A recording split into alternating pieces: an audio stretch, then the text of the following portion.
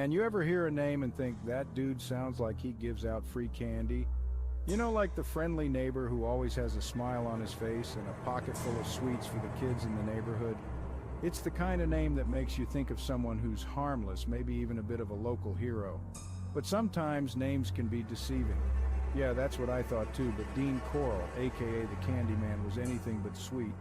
The nickname might make you think of a jolly old man with a heart of gold, but the reality is far more sinister.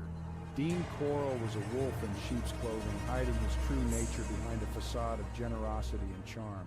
This dude was a straight-up nightmare, a real-life boogeyman. Imagine the kind of person who lurks in the shadows, waiting for the perfect moment to strike. Corll was that person, and his actions were the stuff of horror movies. He preyed on the innocent, using their trust against them in the most horrifying ways imaginable. He's got a spot reserved in the Hall of Fame for messed up individuals.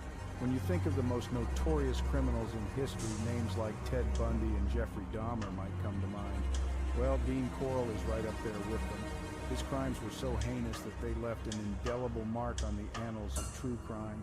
Corll earned that nickname because, get this, he actually used candy to lure his victims.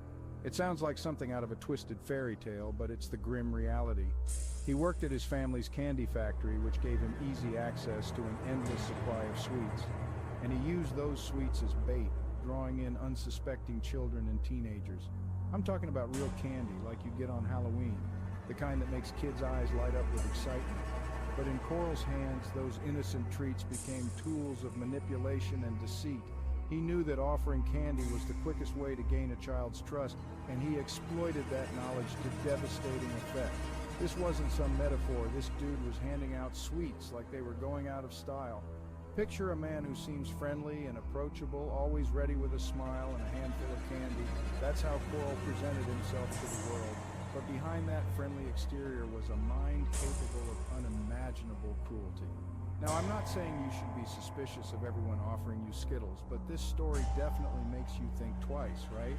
It's a chilling reminder that appearances can be deceiving, and that sometimes the most dangerous people are the ones who seem the most harmless. It's a lesson in caution, a warning to always be aware of the potential darkness that is actually selling broccoli messes with your whole worldview. You expect one thing, something pleasant and enjoyable, and instead you get something completely different, something that shatters your sense of security. Corll's story is a stark example of how reality can be far more disturbing than fiction. This wasn't just a one-off, though. Corll's crimes were part of a larger, more horrifying pattern. He didn't just commit a single act of violence, he was a serial predator, someone who repeatedly sought out and harmed his victims. Each crime added another layer to the nightmare, making his story even more chilling. Corll wasn't just some dude with a sweet tooth and a dark secret. He was a master manipulator, someone who used his charm and seemingly kind nature to hide his true intentions. He was able to blend into society, to appear normal and even likable, all while harboring a darkness that few could have imagined. This guy was a serial killer, and his story is a whole buffet of messed up. From the way he lured his victims to the horrific acts he committed, every aspect of Corll's life is a testament to the depths of human depravity. His story serves as a grim reminder of the evil that can exist in the world, and the importance of vigilance and awareness in protecting ourselves and our loved ones. So picture it, Texas, early 1970s. The air is thick with the scent of change, and the streets are alive with the vibrant energy of a new era.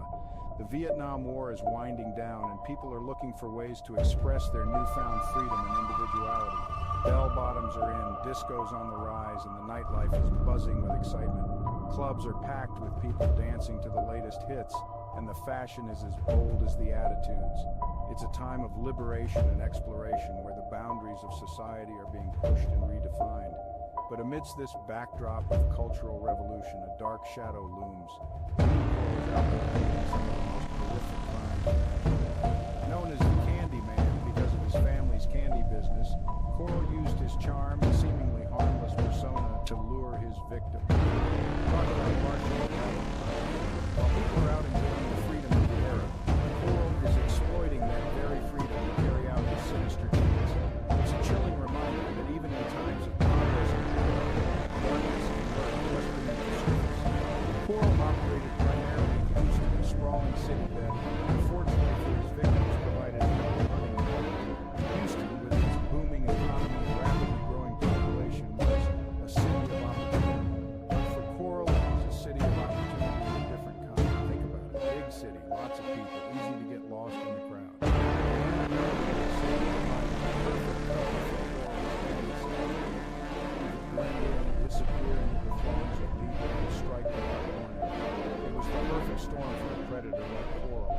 city's labyrinthine streets and alleys became his hunting grounds, where he could stalk his prey unnoticed. The very elements that made Houston a thriving metropolis also made it a dangerous place for the unsuspecting. For 3 long years, this dude terrorized the city, preying on young boys and teenagers. His reign of terror left a trail of devastation and heartbreak as families were torn apart and communities were left in fear. The sheer number of victims and the brutality of his crimes shocked the nation. It's the kind of stuff that keeps you up at night, wondering how someone could do such things. The fear and anxiety that gripped the city were palpable as parents worried for the safety of their children and people questioned the very fabric of their society. We're talking about a level of depravity that's hard to even fathom. Corll's methods were as cruel as they were calculated, and the psychological impact on his victims and their families was profound. The horror of his actions left an indelible mark on the collective consciousness of the community. Corll's story isn't just a it's a stark reminder of the potential for evil that exists within the human soul, and the devastating consequences when the legacy of his crimes continues to haunt those who live through it. It's the kind of story that makes you want to hug the kids that live tighter and check on the dead twice. The fear and uncertainty that Corll instilled in the hearts of the people of Houston serves as a cautionary tale, reminding us to always be vigilant and cherish the safety and security of our loved ones. Okay, so we've established that Corll used candy to lure his victims, but that wasn't his only trick. This man was a master manipulator, using every tool at his disposal to ensnare his prey. This guy was like the evil version of Mary Poppins, pulling out all sorts of messed up surprises from his bag. Imagine a bag filled not with magical wonders, but with instruments of fear and control. He also used cold, hard cash, because who doesn't love a little spending money, right? For many of these kids, a few dollars could mean the world. A new toy, some candy, or even just a bit of independence. Except in this case, the payment was for unimaginable horrors. Corll's money wasn't a gift. It was a baited hook, leading them into a nightmare. It's enough to make you want to swear off allowance forever. The idea that something as innocent as pocket money could be twisted into a tool of evil is chilling. And if the candy and cash didn't work, Corll wasn't afraid to get his hands dirty. He was a predator in every sense of the word, willing to use brute force to achieve his ends. He'd use force, intimidation, whatever it took to get those poor kids into his clutches. Imagine the terror of being cornered by someone who sees you as nothing more than a target. This dude was like the Terminator of child abduction, relentless and terrifyingly efficient. He had a single-minded focus that made him incredibly dangerous. One of Corll's favorite tactics was to offer rides to unsuspecting boys. The promise of a quick lift home or to a friend's house was often too tempting to resist. He'd cruise around in his van, spot a potential victim, and offer them a lift. The van, a symbol of safety and convenience, became a mobile trap. It's like the creepy uncle of hitchhiking, and it's a stark reminder to be careful who you trust. In a world where we teach children to be wary of strangers, Corll's methods were a dark exploitation of that trust. The fear and confusion these kids must have felt is unimaginable. They were lured in with promises of fun and freedom, only to find themselves trapped in a nightmare. Corll's ability to manipulate and control was terrifying. He knew exactly how to exploit the vulnerabilities of his victims, making them feel safe before revealing his true intentions. The psychological impact on these children was profound. They were betrayed by someone who seemed trustworthy, leaving scars that would last a lifetime. The aftermath of Corll's actions was devastating. Families were torn apart, communities were left in shock, and the survivors were haunted by memories they could never escape. The pain and suffering caused by Corll's actions are a stark reminder of the evil that can lurk behind a friendly face. It's a chilling lesson in the importance of vigilance and awareness.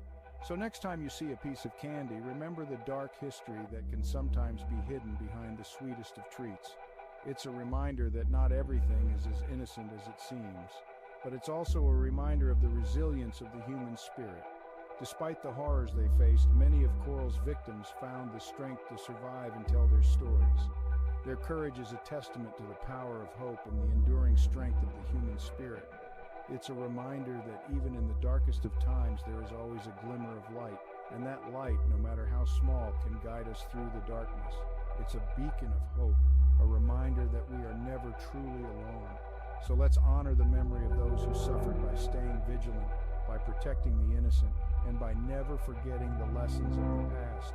Because in the end, it's our collective responsibility to ensure that such horrors are never repeated. We owe it to the victims, to their families, and to ourselves. Together we can create a world where every child is safe, where every family is whole, and where the darkness of the past is replaced by the light of a brighter future. It's a long road, but with determination and compassion, we can make it a reality. Let's walk that road together, hand in hand, towards a future filled with hope and safety.